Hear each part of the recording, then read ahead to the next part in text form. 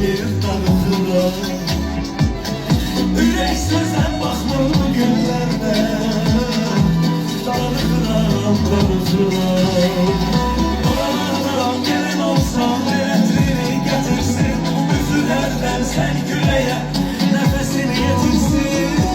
Sən olmadan sıxılıram, zaman geçmir darıkıram.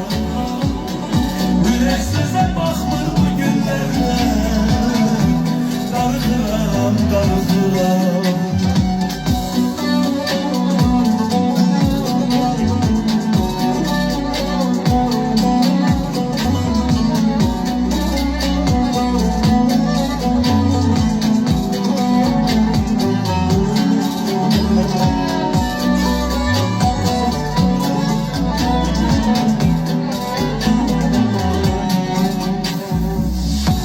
Yine bu seher aklıma sen geldin, o yalan kimi.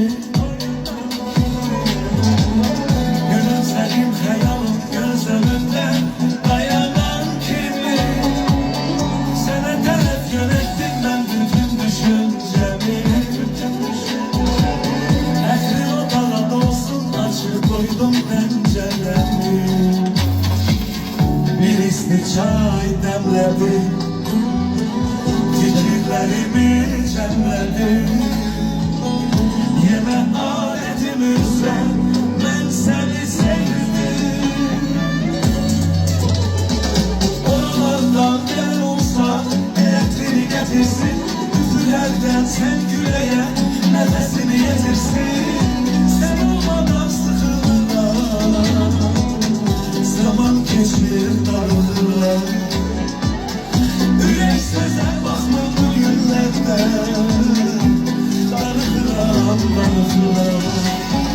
Oralardan gələn olsan, elektriğini gətirsin, üzülərdən sən güləyə nəfəsini yetirsin.